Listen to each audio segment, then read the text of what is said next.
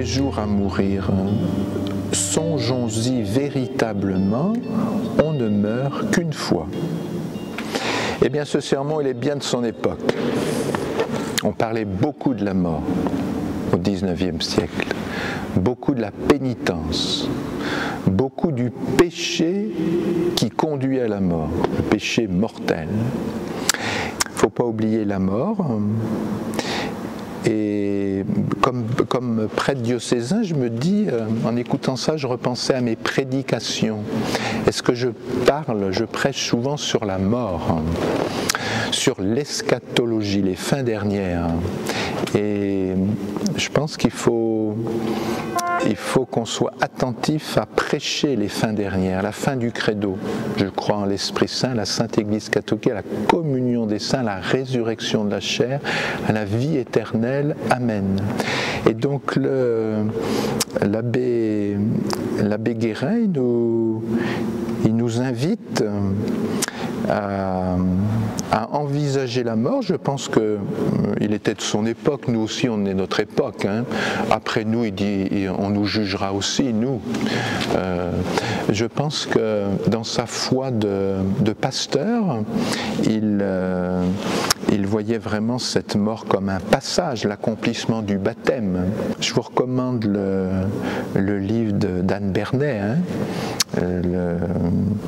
La simplicité et la grâce, le livre de 2022, le tout petit livre de 450 pages. Et il a une très grande prédication sur la croix. La croix qui prépare à la mort. Voilà. Et il disait, la croix c'est le trophée des chrétiens. La croix c'est la Trinité, c'est l'incarnation, c'est la rédemption. Il employait ces gros mots-là. Hein. Moi, j'oserais pas employer ces gros mots-là. On me dirait, il parle comme un théologien. Et il disait, la croix, signez-vous au réveil, signez-vous au coucher, signez-vous les yeux, la bouche, le cœur, au fil, comme on le fait avant l'évangile.